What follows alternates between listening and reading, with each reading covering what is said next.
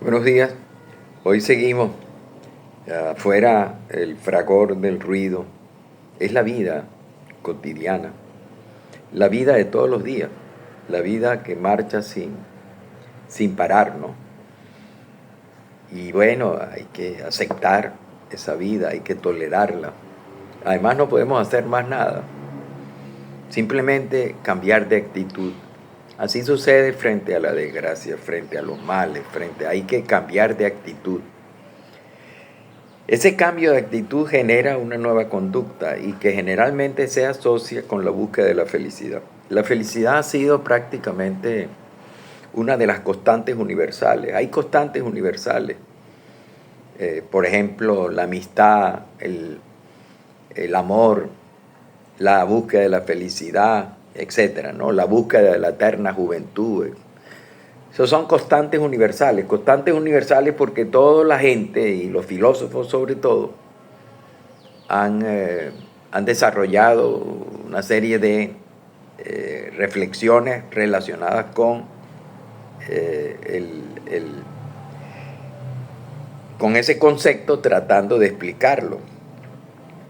Y bueno, y a veces es muy difícil. Por ejemplo, uno de los principales filósofos que habló, bueno, han hablado otros, pero de los que hizo más, le dio más importancia a la búsqueda de la felicidad fue precisamente Aristóteles, que vivió entre 384 años antes de Cristo y 322 antes de Cristo, o sea, vivió 64 años y 62 años, y bueno, y en ese tiempo relativamente corto. Es relativamente corto desde mi perspectiva humana.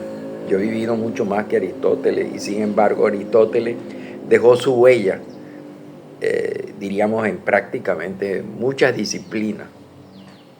No solamente en la filosofía, sino en la biología, en la geografía, en la historia, la matemática. Y bueno, a veces es simplemente pensar que el tiempo para Aristóteles fue fructífero y debe haber tenido alguna relación con la plenitud que buscaba Aristóteles para poder haber sido tan creativo y tan fructífero en su relativamente corta vida. O sea que la gente, aparte de Aristóteles, siempre se ha preguntado sobre la felicidad y incluso hay el imprescindible Borges. Yo digo porque así como Aristóteles habló de todo, también Borges hablaba de muchas cosas, ¿no? Era un hombre sabio, ¿no? Y Borges, en un poema que se llama El remordimiento, él dijo que él había pecado, él había cometido el peor de los pecados que un ser humano puede cometer, que es la de no haber sido feliz. Había sido formado por los padres para que fuera feliz. Y él nunca lo fue.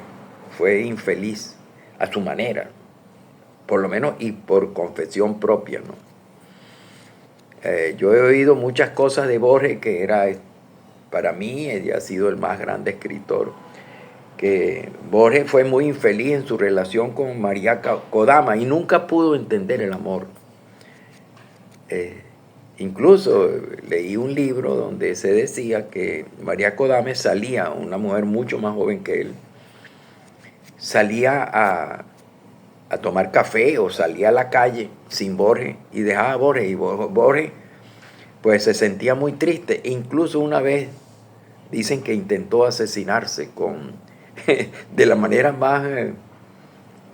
diríamos, más estúpida posible.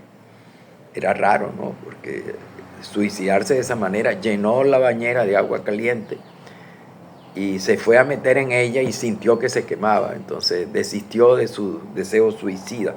Posiblemente ese testimonio o esa anécdota, se puede decir, sea apócrifa, es decir, que sea inventada, ¿no? Bueno, pero lo cierto es que no inventaron el hecho de que Borges cometió el peor de los pecados que un hombre puede cometer, no ser feliz.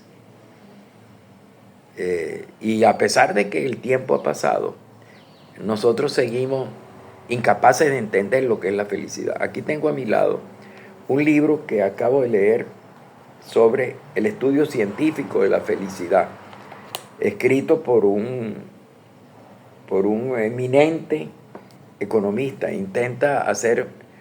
Plantea una hipótesis de trabajo, que es que la felicidad puede medirse. Si la felicidad puede medirse, quiere decir que la felicidad es objetiva, o sea, acepta la medición de variables. Y una de las cosas que dice la ciencia, la neurociencia, es que la felicidad es un concepto subjetivo, no es objetivo.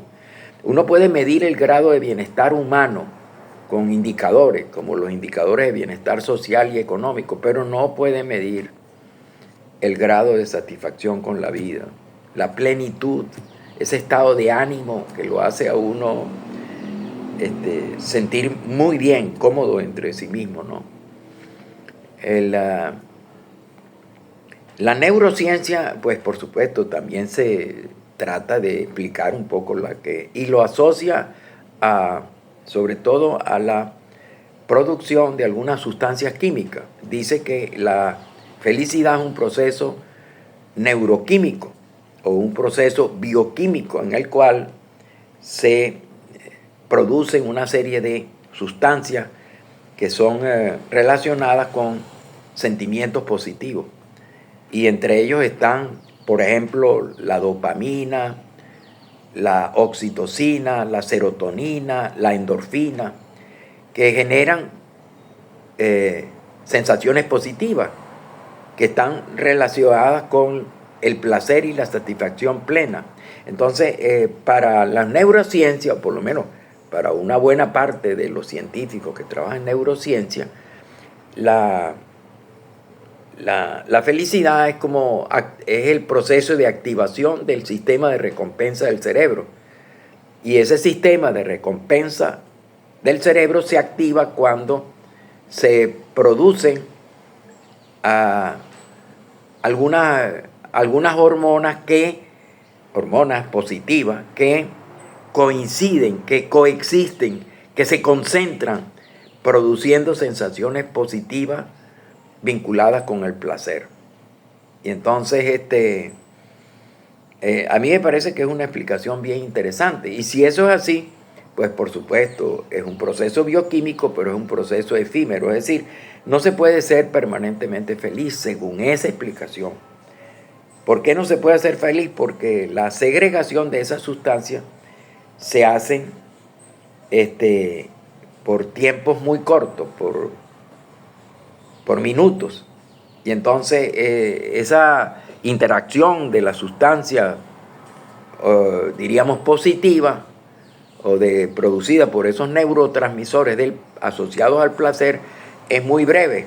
Y por lo tanto es breve. Lo que sí puede ser duradero es un estado de satisfacción con uno mismo. Cuando uno ha logrado algo que muchos mencionan en la psicología positiva, que es estar bien consigo mismo, sentirse bien con lo que uno hace, que es lo que generalmente se le atribuye al hombre más feliz del mundo. Le dicen el hombre más feliz del mundo, pero Mathieu Ricard, que es un francés, doctorado en genética y que se fue a vivir tiene muchos años viviendo en el Tíbet y se hizo ciudadano de Nepal. O sea, él tiene doble nacionalidad, francés y nepalí. Y entonces él dice que él no entiende por qué dicen que es el hombre más feliz del mundo, que todo el mundo tiene alegrías, todo el mundo tiene tristezas, duelos, pesares. Bueno, lo que él considera que lo que es importante es mantener una especie de buen equilibrio entre el dolor y la satisfacción. Que una persona que obtenga muchas satisfacciones personales que lo hacen sentir bien, es una persona que está, construyendo un estado de ánimo que es propenso a lo que uno llama la felicidad, el estar bien consigo mismo. y que, bueno, eso lo podemos hacer todo, pero para eso es necesario cumplir ciertas condiciones. Una de las condiciones esenciales de que habla Ricard es hacer lo que a uno le gusta, sentir placer haciendo lo que a uno le gusta. Y lo han dicho filósofos o lo han dicho grandes pensadores de la antigüedad, que lo más importante es hacer las cosas que a uno le guste, convertir la vocación en placer, convertir la vocación en una búsqueda para lograr la satisfacción plena de la vida. En cierta manera, ser feliz es permanecer mucho tiempo consigo mismo sin sentir nada, sin aburrirse, pues, sin aburrirse. Y sentir que el tiempo pasa y no tomar en consideración el paso del tiempo. Es decir, yo en cierta manera, yo he sido muy infeliz también, pero en cierta manera tengo muchos momentos de felicidad, ligados generalmente a la escritura. Yo pensaba que era la escritura literaria, a la narración, pero me doy cuenta que no, que es la búsqueda de información, es la investigación. Y sobre todo la difusión de los mensajes. Me he dado cuenta que la profesión de docencia me ha hecho feliz y me ha hecho muy infeliz. Infeliz porque no logro transmitir plenamente lo que yo quiero transmitir a los estudiantes para ayudarlos. Pero me ha hecho muy feliz porque me ha metido en un escenario donde me he sentido muy bien estando, me he sentido muy bien compartiendo.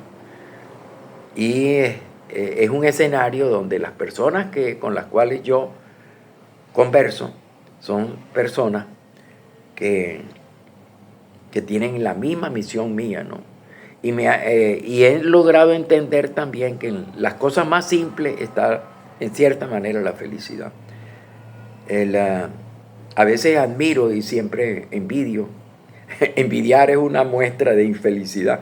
Envidiar es querer hacer lo que otro está haciendo, pero que uno no hace.